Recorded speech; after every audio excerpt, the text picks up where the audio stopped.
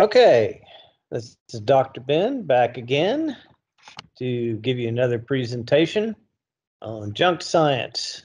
For those of you who don't know who I am a nuclear physicist turned software developer for most of my career. And I was an industrial controls engineer for several years, and now I'm back to being a college professor. And back when I was still working as a software engineer and a controls engineer, I would do these talks to feed my teaching bug. And so I still keep it up from time to time. And we're off to talk about junk science. So, what is junk science? Junk science is said to be faulty scientific data and analysis used to advance specific interests and hidden agendas. Often those agendas are rooted in little more than fear of the unknown or misplaced dogma. We explore and debunk many of the bizarre notions that are now made popular by the internet, as well as any number of cable media outlets. While poking fun at a number of these beliefs, the damaging impact and alarming consequences of this type of thinking is discussed. As the saying goes, be open-minded, but not to the point that your brains fall out. And that is indeed the problem. Junk science was actually a term used, I first heard years ago by a fellow named Stephen Malloy, who was a opinion writer, I believe, for Fox News, if I remember correctly. It was 20 years ago. But I liked the term. And unfortunately, it's all too apropos in the state of social media and the internet.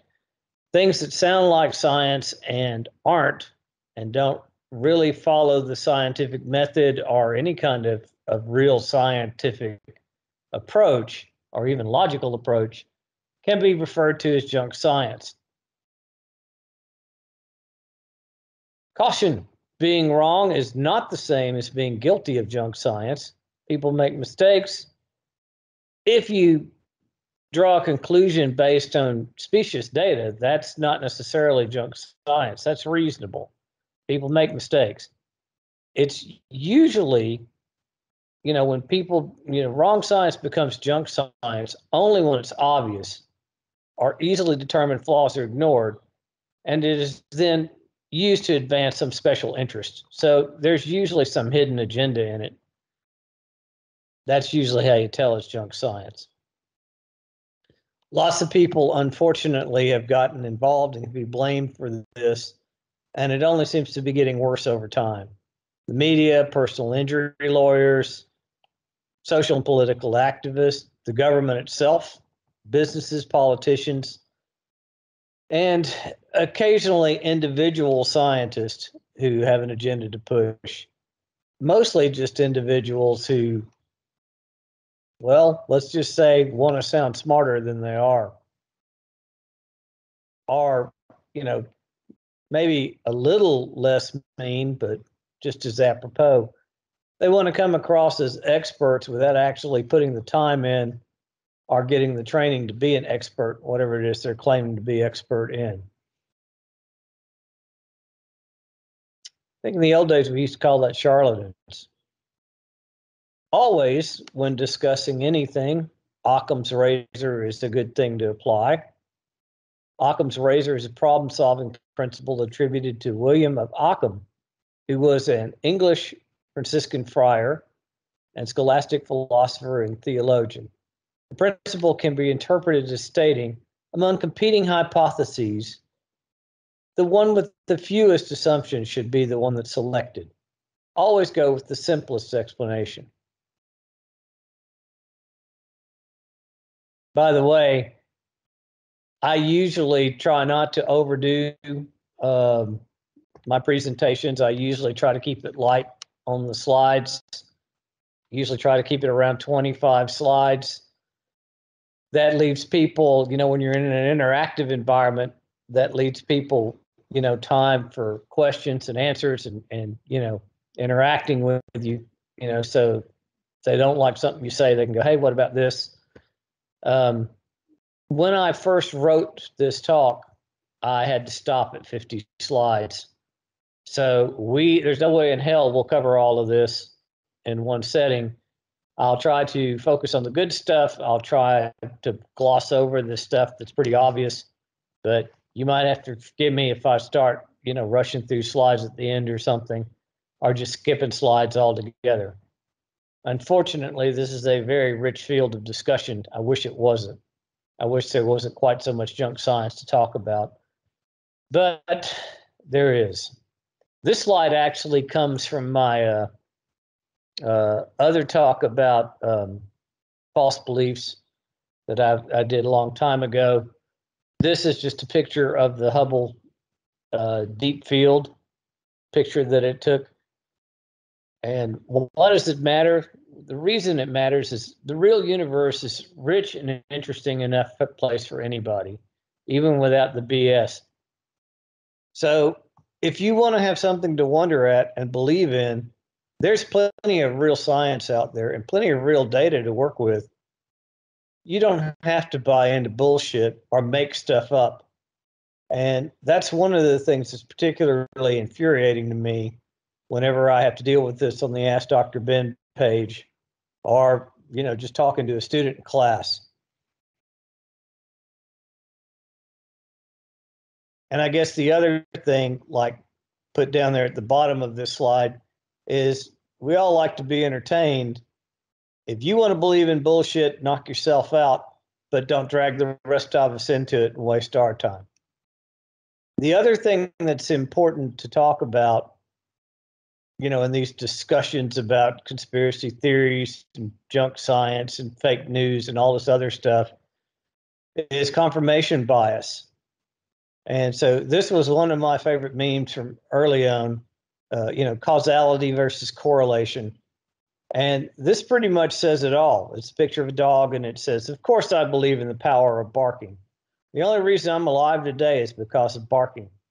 Every day a mailman approaches my home, and every day I bark until he leaves. To this day, he has still not brutally murdered my entire family. I have the power of barking to thank for that. And this is exactly what a lot of people do. They're just like this dog. They think that they bark and make a bunch of noise, and that actually solves some sort of problem, when in reality, it's not that. The mailman was never out to kill you in the first place. So we start with chemtrails. I cannot tell you how many times I've already heard this BS on the internet, and I just cannot believe people buy into it, but clearly they do. According to the chemtrail conspiracy theory, long-lasting trails left in the sky by high-flying aircraft are chemicals or biological agents deliberately sprayed for sinister purposes undisclosed to the general public. They often claim it's mind control. Believers in the theory argue that normal contrails dissipate relatively quickly, and contrails that do not dissipate must contain additional substances. These arguments have been dismissed by the scientific community. Such trails are normal water-based contrails, or condensation. They're routinely left by high-flying aircraft under certain atmospheric conditions. Although proponents have attempted to prove that the claimed chemical spraying does take place, their analyses have been flawed or based on misconceptions. Because of the widespread popularity of the conspiracy theory, official agencies have received many inquiries from people demanding an explanation. Scientists and government officials around the world have repeatedly needed to confirm that supposed chemtrails are in fact normal contrails. So this is kind of how it started with this photograph here. Photographs of barrels installed in the passenger space of an aircraft for flight test purposes have been claimed to show aerosol dispersion systems. Mind you, this is an empty jet that's not carrying passengers, according to this initial theory, right? Because we all know the airlines fly around empty jets, because they're not worried about profit. They're burning all that jet fuel for nothing. So anyway, here's the empty cabin of a jet, claimed to show aerosol dispersion systems. The real purpose of the barrels is to simulate the weight of passengers or cargo. The barrels are filled with water, and the water can be pumped around to change the center of gravity of the aircraft while it's in flight and to make sure that it's stable. But, I guess that explanation is not nearly as exciting as all those tanks being full of chemicals, mind control chemicals, no less. So here's an example of things that people might mistake for chemtrails that are clearly not chemtrails. The one on the far left is my absolute favorite. These are contrails, steam out of 4 Wright 1820 radial engines on the B-17 bombers. Sorry, not steam, the contrails that stream out of the 4 Wright 1820 radial engines on these B-17 bombers during World War II. The thing that I love most about this picture is that you can literally see the spinning props in this compressed air that is now called to water to come out. So it's not even a jet. You can leave these contrails with propellers, with powerful enough propeller craft.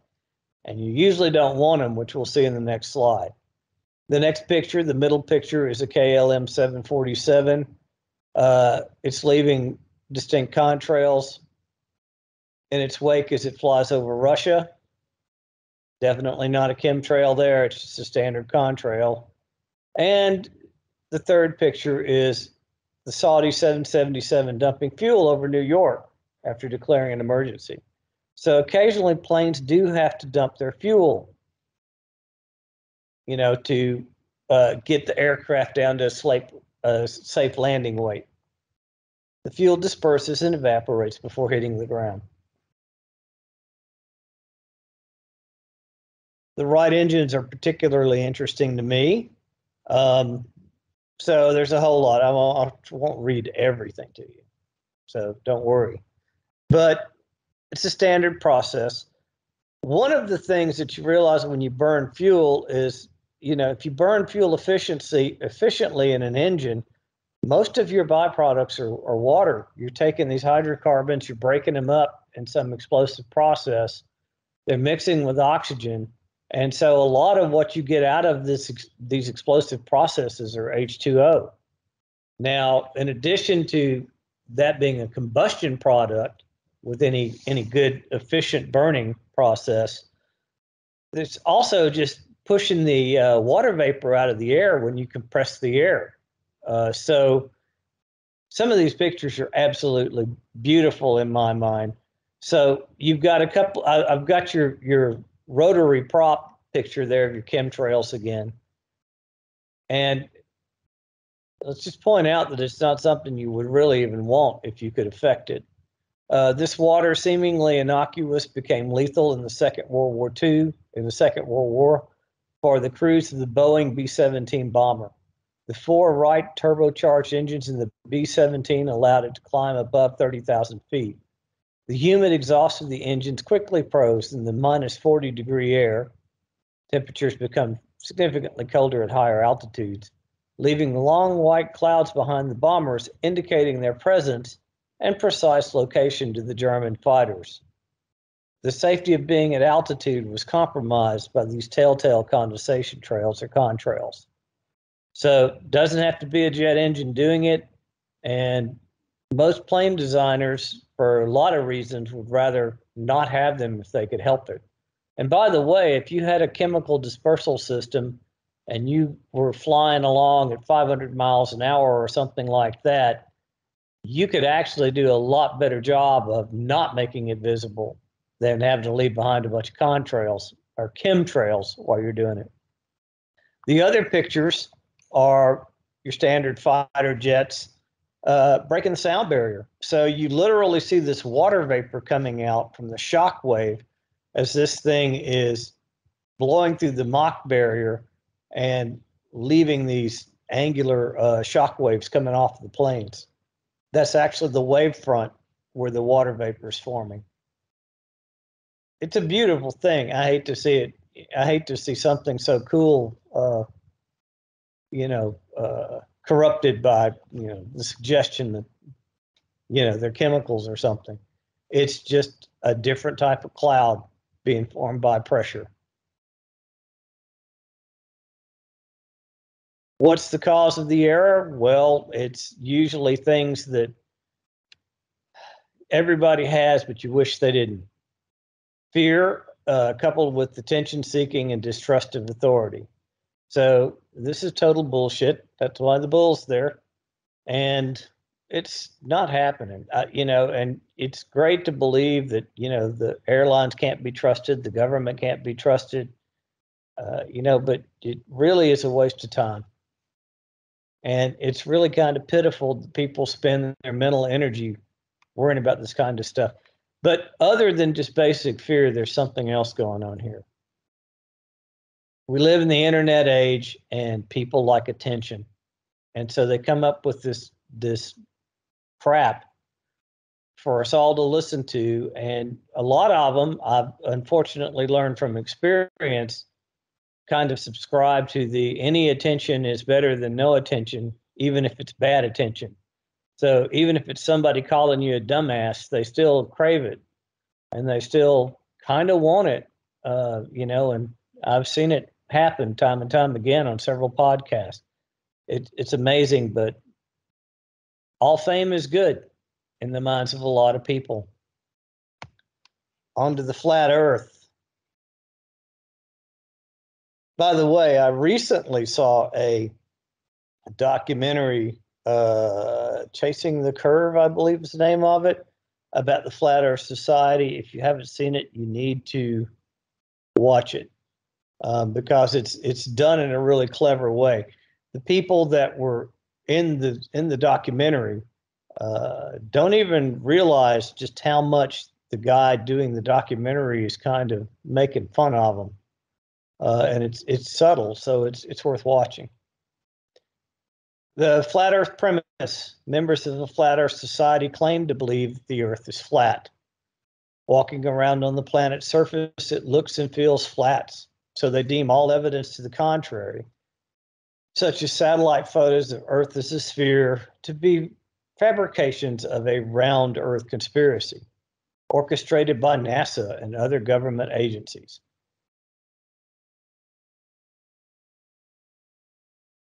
This is so easily debunked. It's amazing that we have to have this conversation.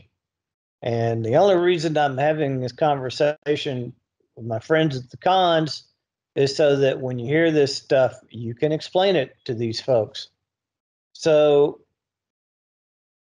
the ancient Greeks understood that the Earth was round long before they could see that it was a sphere and that it had that spherical shape to it all the way around in every direction. They could look at, well, lunar eclipses and see the curvature of the Earth's shadow as it passed in front of the moon. And it's pretty easy calculation. They did it. They did it, 2,500 years ago. You can simply look at how much, figure out how wide the moon is. It's a half a degree of arc. And you can look at how much curvature of the Earth you see in that half a degree of arc. And you can do some pretty simple math to go, well, if you see this much of the Earth's arc over half a degree from this distance, then obviously the circumference of the Earth must be 25,000 miles. And again, this was stuff that they'd worked out over 2,000 years ago and worked out, pretty accurately with just nothing but a knowledge of geometry and some simple observation. I love this picture. This is, and again, nobody was trying to prove or disprove anything with this. This was just a photographer who took a time-lapse photograph of the moon during the night of a lunar eclipse.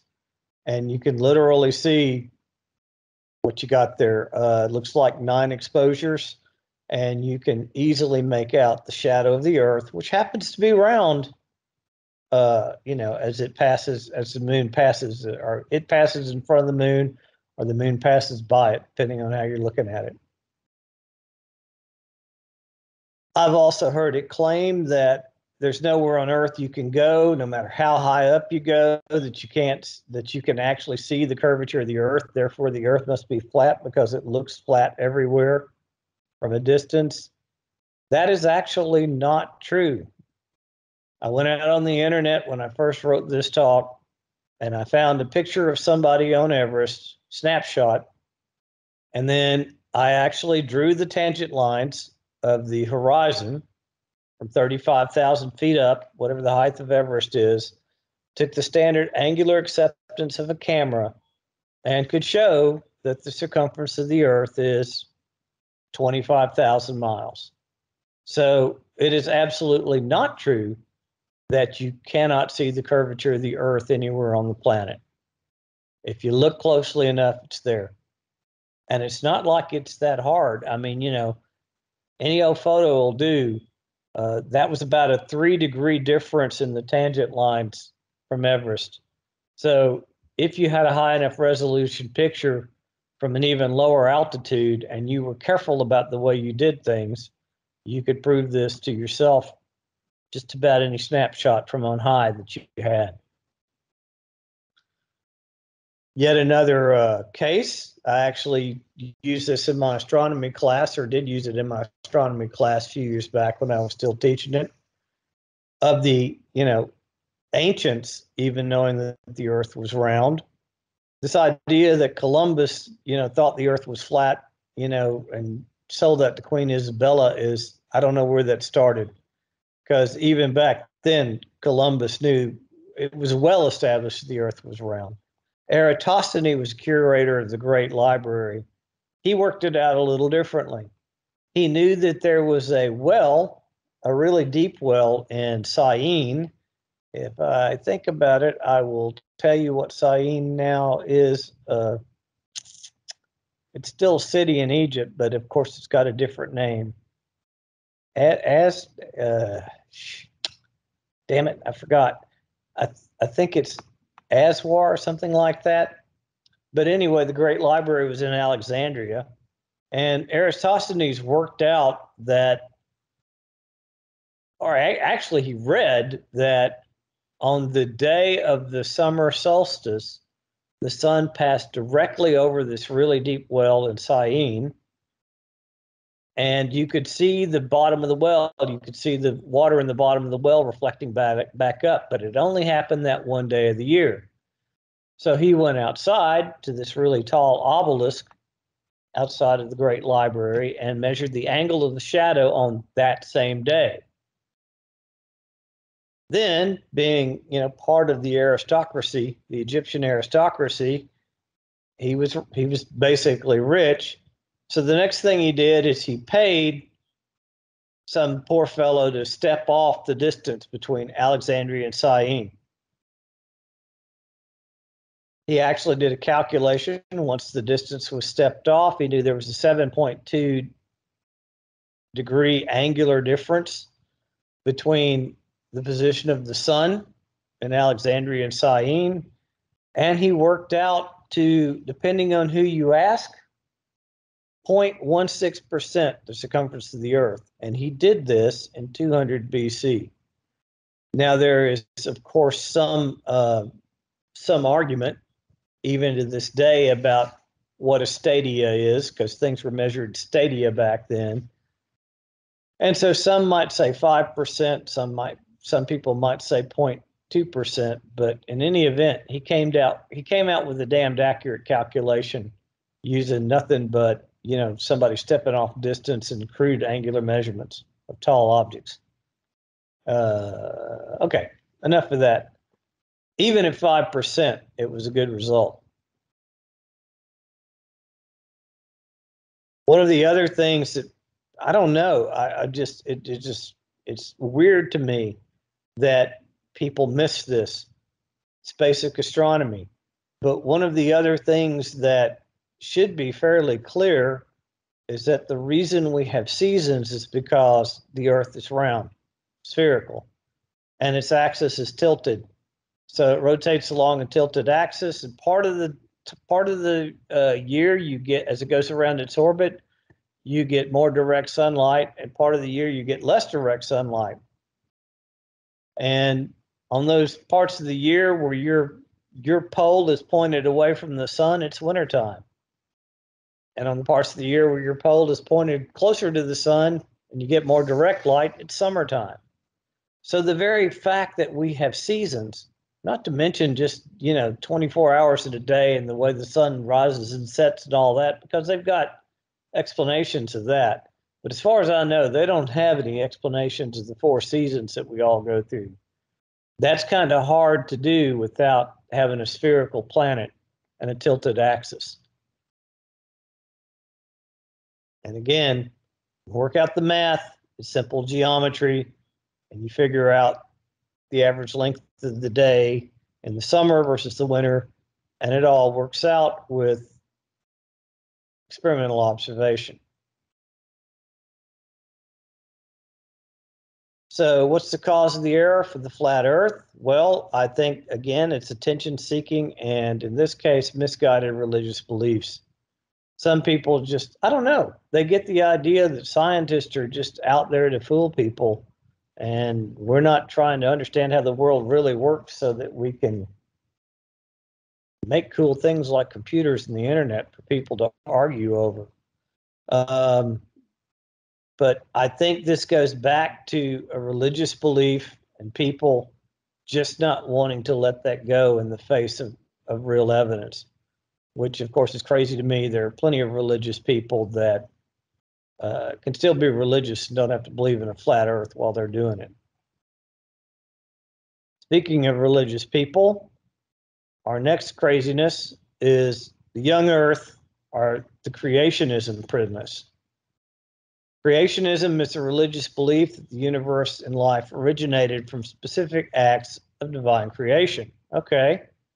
For young earth creationists, this includes a biblical literalist interpretation of the Genesis creation narrative and the rejection of the scientific theory of evolution.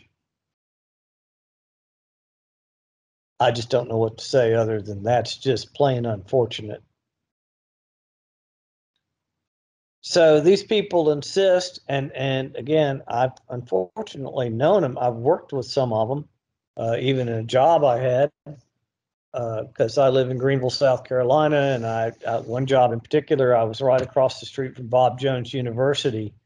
And so I actually had people try to tell me that they believe the Earth was 6,000 to 8,000 years old. To believe in a universe as young as 6,000 or 7,000 years old is to extinguish the light from most of the galaxy. The new Cosmos series, when it first came out a couple of years ago, actually had this picture, and I thought it was pretty cool. There's all kinds of ways that you measure distances to stars, and you know how far away they are, and that could be a talk in and of itself. But if you took all of the known stars in the galaxy, let alone the universe, and you measured their distances, and you said the universe was only 6,000 years old, then that circle in that picture would be all the light you would see. So we see a lot more than that, well beyond the 6,000, 7,000 light year limit. That's not even getting you out of our own galaxy. So the premise is just ridiculous beyond, any kind of, description. It boggles the mind that anyone alive today would even claim this. Of course, sometimes it's an attack on the ideas of evolution. And again, I think you can be religious without believing in a 6,000-year-old universe and saying that evolution makes sense. But what can you do? Sometimes people just ignore facts to believe what they want to believe. These cats share 95.7% of the same DNA, and nobody argues that they're cats. Humans, and they're all members of the cat families. Humans and chimps share 98.5% of the same DNA, but this is one of the most heavily disputed pieces of science. No matter their resemblance, they cannot see past their own ego, forgetting that they too are animals. So a lot of this religious belief, just they can't get their head around the fact that we're just other members of the animal kingdom.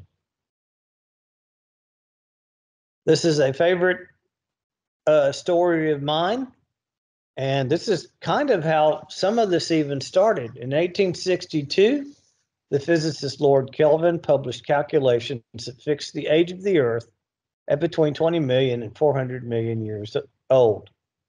He assumed the Earth had formed as a completely molten object and determined the amount of time it would take for the near surface to cool to its present temperature. His calculations did not account for heat produced via radioactive decay, a process then unknown to science, or more significantly, convection inside the Earth, which allows more heat to escape from the interior to warm rocks near the surface. So on the right-hand side over here, you get a diagram of thorium decay from lead-212 to lead-208. Each parent nuclei spontaneously decays to daughter nuclei via an alpha decay or a beta decay. Note that bismuth-212 can either decay in into polonium-212 or thallium-208. The final decay product is lead-208. It's stable and can no longer undergo spontaneous radioactive decay. Big fat hairy deal, so what? Why am I telling you all this? Well, here's the thing, and this is why it's one of my favorite stories to tell. Back in 1862, Lord Kelvin was actually the Mac Daddy of physicists. And he said, I can figure out how old the Earth is through simple thermodynamic calculation. At some point, the Earth was molten rock. It radiated heat out into space. And, because it's radiating heat out into the vacuum of space, it's black body radiation, and outer space is at a certain temperature, I can figure out how long it would take the surface of the Earth to cool down to the standard 58 degrees that the average temperature of the Earth's crust is just about everywhere now. So he did that calculation, and he came up with a figure like 200 million years old. Now, this already upset the religious people, because even back then they were claiming the Earth was 7,000 years old based on what was in the Bible and all of that generational information they put in Genesis about who begat whom and how old they lived and all that kind of stuff. That's an incomplete record by anybody's accounting. I mean, eventually you might follow the line down to Moses or something, but then eventually there's how many generations of offspring after him. So I don't know why a religious person would necessarily think that he could calculate the age of the Earth just based on what history's given him in the Bible, even if you could take that history as absolute fact. But to say the least, Lord Kelvin's 200 million year estimation already put him in a tizzy. So now something interesting, something else that's very interesting happens. The geologists at the time, and one of these days I'm going to go to Scotland just so I can look at the rock strata there, because that seems to be where a lot of this geology was first born, and the whole science of geology was born. But these Scottish geologists came along and said, you can't be right. And here's why. We've studied this granite rock that we see on the shoreline, on the cliffs of Scotland. And we see these rock strata that have been bent over on themselves 180 degrees. And we know that you can put granite under a certain amount of pressure and you can bend it at a certain rate. And just looking at these rock strata that we can see on these cliffs, we know that the Earth has to be on the order of billions of years old. Now, Lord Kelvin was like, how dare you, a bunch of geologists, question me? And, what is this based on? How do you know this? So they explained it to him. And what was eventually figured out is that the Earth has stayed a lot warmer for a lot longer due to all the radioactive material in the Earth's mantle and in its crust. So in some sense, the Earth is a big giant nuclear reactor, and all this radioactive decay inside the Earth has kept it warmer for a lot longer than it should have. One of the things that, I thought was very striking back when I was a grad student in nuclear physics was you talk about these decay chains, you talk about all the possible ways that an atom, a radioactive atom, can break down and turn into another atom and turn into another atom.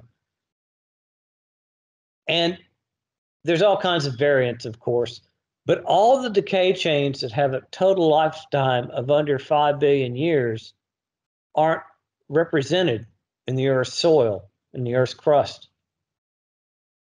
And so you think there's these, ways, carbon dating or whatever that, or whatever the geologists do, that we figure out the age of the Earth. But the truth of the matter is there are multiple branches of science and multiple ways of figuring out the age of the Earth. And all of these ways point to about 4.5 billion years. So again, I don't know what to say. This idea that the Earth is 7,000 years old when we've got, in some case, even when you go to archaeology, we have relics that are older than that. It just boggles the mind. Cause of error on this one, strictly misguided religious beliefs. I don't even think it's attention seeking. I think that somebody just was told by a preacher somewhere that the Earth was 8,000 years old and it must be right. And then another personal favorite, the 9/11 truthers. Oh my goodness. Adherents of the 9/11 truth movement are considered to be conspiracy theorists who dispute the mainstream account of the September 11th attacks, 2001. The truthers, as they are sometimes pejoratively called, dispute the commonly accepted account that al-Qaeda terrorists hijacked 4 airliners, crashed them into the Pentagon and New York's Twin Towers, whereupon the crashes led to the collapse of the Twin Towers. Truthers primarily focus on what they claim are significant inconsistencies in that explanation, suggesting a cover-up, at least complicity by insiders. They analyze evidence from the attacks, discuss different theories about how the attacks happened, and call for a new investigation into the attacks. Some of the organizations assert that there is evidence that individuals within the United States government may have even been responsible for or knowingly complicit in the September 11 attacks. Motives suggested by the movement include the use of attacks as a pretext to start wars in Afghanistan and Iraq and to create opportunities to curtail civil liberties. Support for the movement is negligible from professionals in relevant fields, such as civil and aerospace engineering.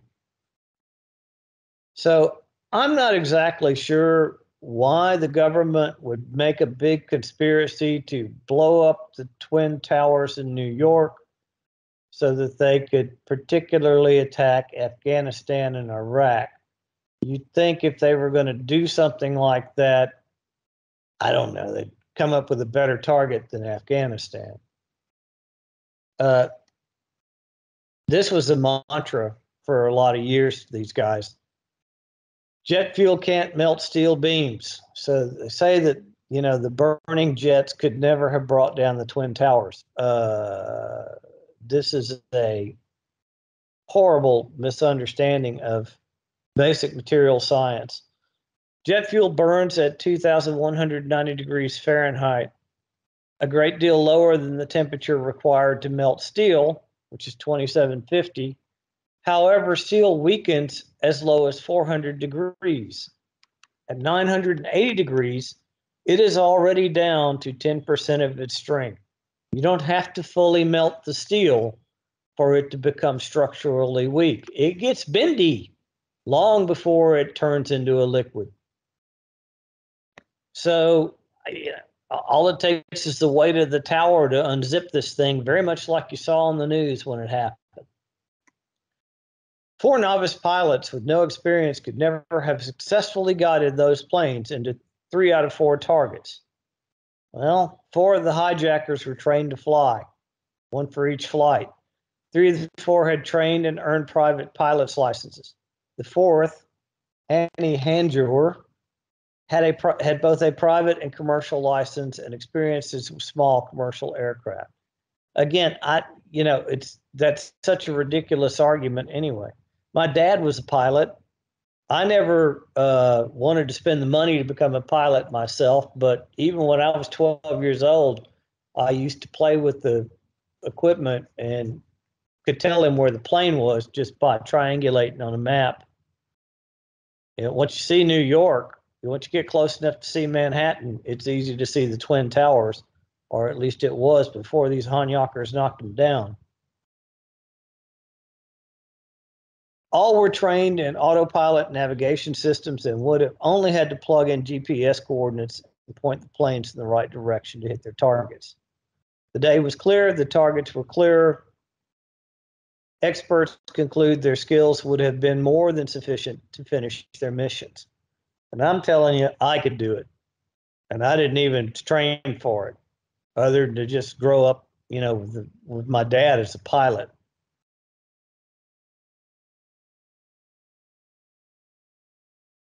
Flight 93 was shot down, relatively little wreckage at the scene, large pieces of wreckage miles away from the crash site, and evidence of a mysterious white jet in the vicinity all confirm that the government disposed of Flight 93 with extreme prejudice.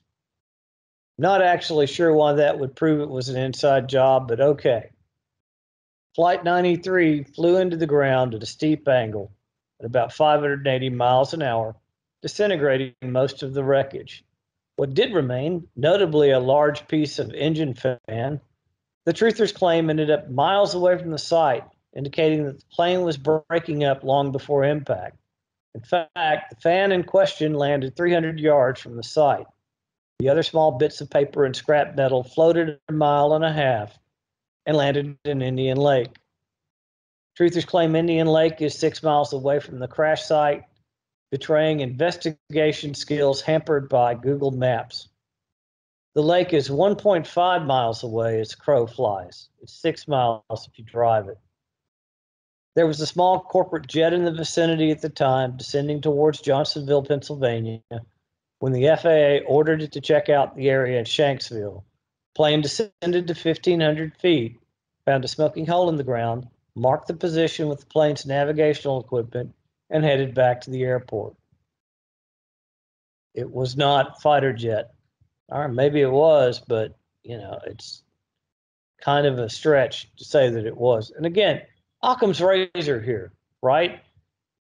All of this stuff is easily explained without involving shooting down this jet deliberately. And so here we get to the real crux of it. This was the thing that struck me the most when I started, really delving into it. After meet our friend Dylan Avery here. After discovering Paul Thompson's Terror Timeline in mid-2002, Avery began writing the screenplay for a thriller in which a group of friends discovers a government cover-up of the September 11, 2001 attacks. A screenplay.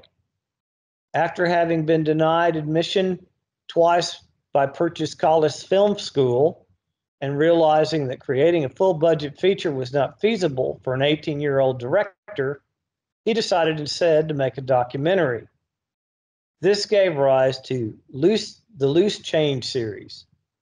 In 2010, Avery worked with the teacher and musician Wes Davis to create Buzzkill, a film about a 21-day project to stop drinking coffee and caffeine products. If you remember Super Size Me, Morgan Sturlock, I think was that fella's name. It's all a big thing about nutrition and how what we eat kills us. Man, that thing became wildly successful in its day. Anyway, this guy's Buzzkill documentary about caffeine is available on YouTube. You could actually watch it. In December 2012, he began editing A Field Full of Secrets, a documentary about a man who starts investigating crop circles and winds up attempting to build a UFO with a transsexual named Nicola Romansky. It was released by Gravitas Ventures on limited VOD platforms on December 2nd, 2014. He's currently making a film about injustice and police brutality called Black and Blue, scheduled to be completed in 2016. All right. So, why am I bringing this guy up? This guy has spent his whole life trying to be famous, internet famous maybe, but that's his thing. He actually wanted to be in screenplays. He actually wanted to write, I guess, on Broadway or whatever. And he didn't have the budget or probably the talent to do that. So instead, he started making these cheesy documentaries to get attention. And he's been doing it ever since. This guy right here, this fellow you're looking at right here, is the author of all this 9/11 bullshit. This is where it all started. And he's nothing but a kid trying to get attention. 9/11 cause of error, fear coupled with attention seeking and distrust of authority again. Always that distrust of authority. The governments have to get you, man. Haven't you heard? GMOs. There's a concern among the public that eating genetically modified food may be harmful. Specific concerns include mixing of genetically modified and non-genetically modified products in the food supply, effects of GMOs on the environment, the rigor of the regulatory process, and the consolidation of control of the food supply companies that make and sell GMOs. Advocacy groups such as the Center for Food Safety, Organic Consumers Association, Union of Concerned Science, and Greenpeace say risks have not been adequately identified and managed, and they have questioned the objectivity of regulatory authorities. It's always funny when conspiracy theories question everybody else's objectivity. So here's just a big meme about GMOs. There have been 1,783 studies, none of which have produced fruit as far as GMOs being unsafe. 0 illnesses, human or animal, proved as a result of genetic modification. Billions of pounds of biotech foods have been eaten. And, you know, you're actually feeding the world with it, which leads me to another remark here. This guy is always worth talking about. This guy is an actual honest-to-God scientist. And this is what scientists can do. At the time when the doomsayers were hopping around saying everyone was going to starve, Norm Borlaug was working. He moved to Mexico and lived among the people there until he figured out how to improve the output of farmers. So that saved 1 million lives. Then he packed up his family and moved to India, where in spite of a war with Pakistan, he managed to introduce new strains of wheat that quadrupled the food output. So that saved another 1 million. You get it? But he wasn't done. He did the same thing with the new rice in China. He did the same thing in Africa. As much as Africa as he's allowed to visit. When he won the Nobel Prize in 1970, they say that he had saved 1 billion lives. He fed 1 billion people with his GMOs that these people are trying to tell you are bad.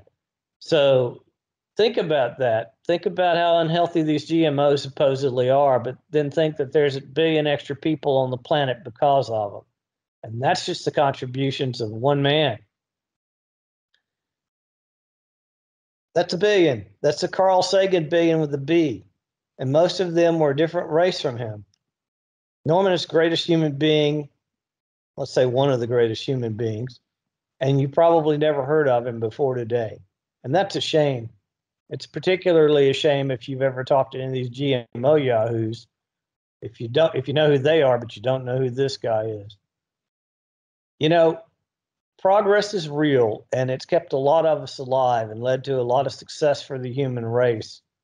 And you need to be careful about criticizing it, particularly when you don't know what you're talking about. GMOs, what's the deal? Again, fear. It's Frankenfoods, right? They're bad for you. Maybe. Ask those guys in India if it's bad for them. So fear coupled with attention seeking and again, distrust of authority. And then vaccines. Oh boy, this is just, I don't even know where to start with this. Actually, I do know where to start with it. I'm looking at a slide that tells me where to start with it. Vaccine controversies have occurred since almost 80 years before the term vaccine and vaccination were introduced and continue to this day. Opponents question the effectiveness, safety, and necessity of recommended vaccines. They also argue that mandatory vaccinations violate individual rights to medical decisions and religious principles. These arguments have reduced vaccination rates in certain communities, resulting in outbreaks and deaths from preventable childhood diseases. Evidence surrounding vaccination shows that prevented suffering and death from infectious disease outweighs any adverse effects. You've got to always look at the good side as well as looking at the bad side on anything, and that's assuming there is a bad side. Immunization programs depend on public confidence to be effective. Safety concerns often follow a pattern. Potential adverse effect is hypothesized. Premature announcement is made. The initial study is not reproduced. And finally, it takes several years to regain public confidence in the vaccine. A modern and notable example involved Andrew Wakefield's discredited claims of MMR vaccines causing autism. This is actually where this started, and that's pretty well accepted by everybody involved in the discussion. Is that this guy wrote a book about how MMR vaccines cause autism, and then suddenly all these soccer moms started saying that vaccines are bad. Public reaction has contributed to a significant increase in preventable diseases, notably measles. In 2011, the vaccine autism connection was described as the most damaging medical hoax of the last 100 years.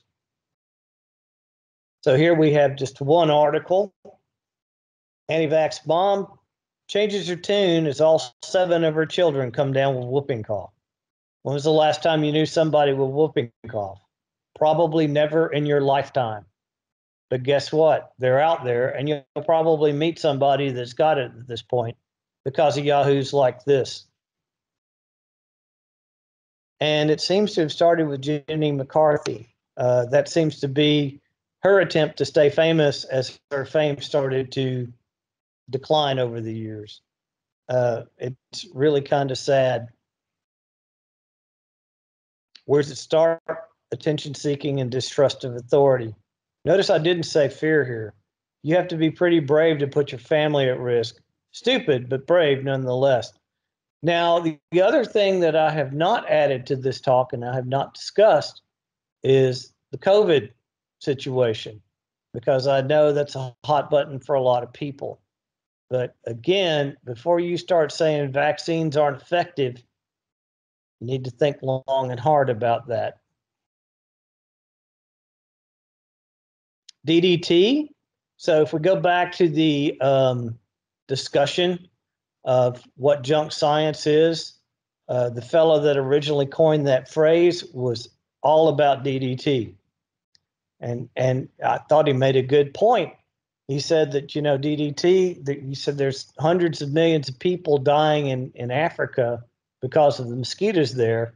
And the fact that we made DDT illegal, and had we not made DDT illegal pretty much worldwide, then all these people in Africa wouldn't be dying from malaria at this point.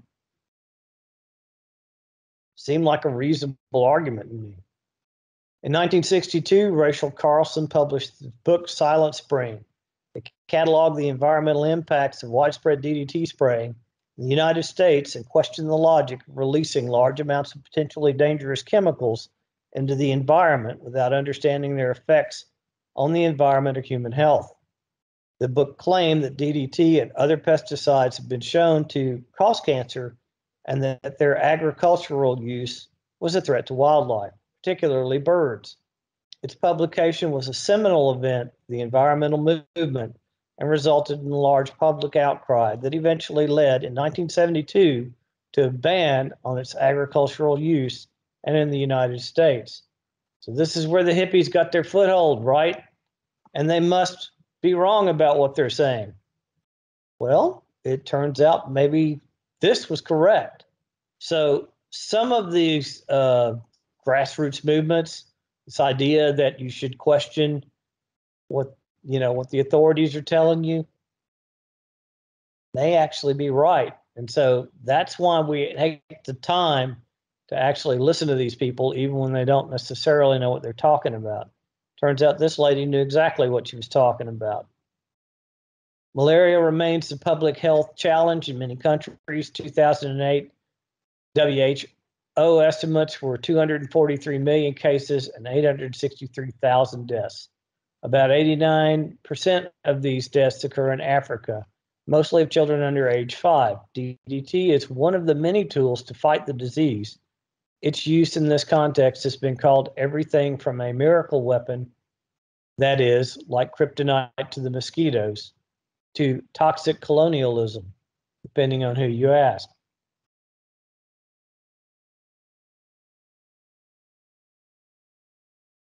Well, it turns out that if you try to use too much DDT too often, that the mosquitoes actually develop a resistance to it, and their populations come back no matter what you do.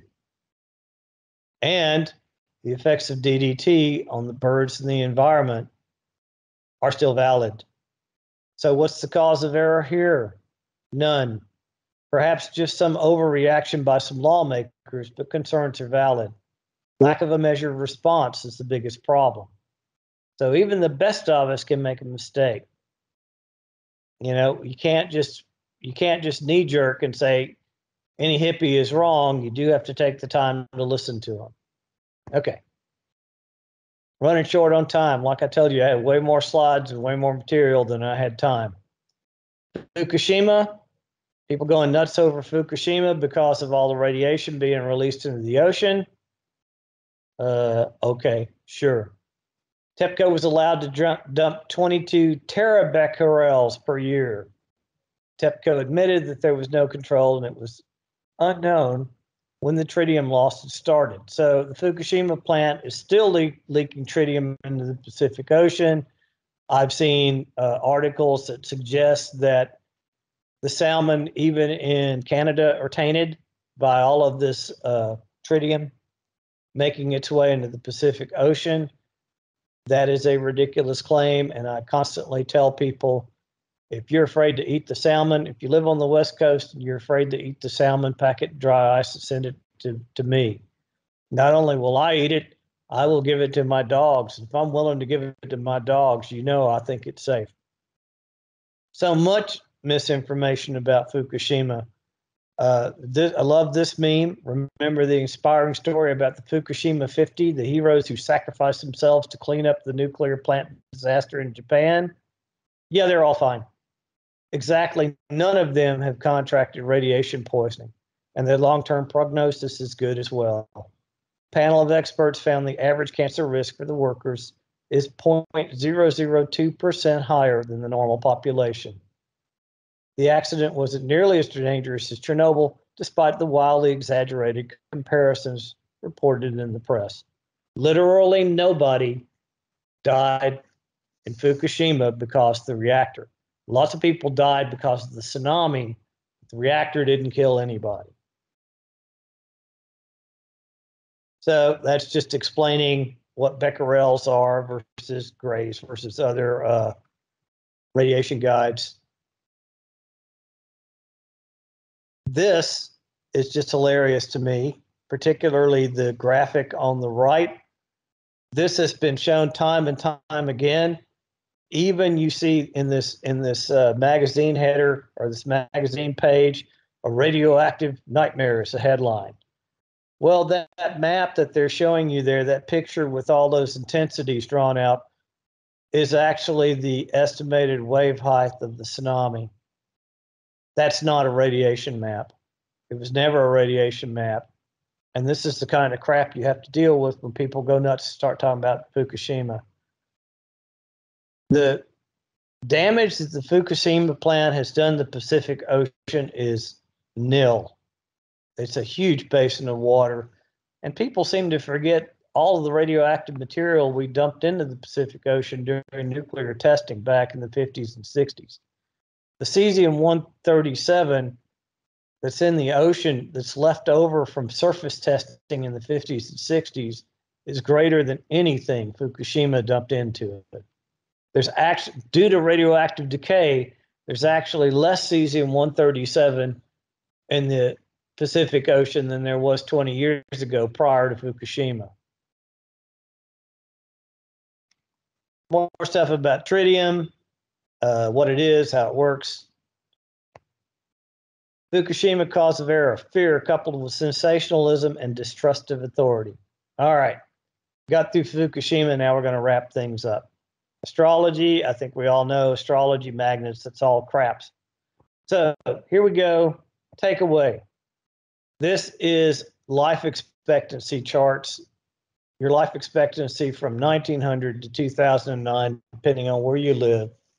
This is where all these various things were introduced. Fluorine in the water, polio vaccine, measles vaccine.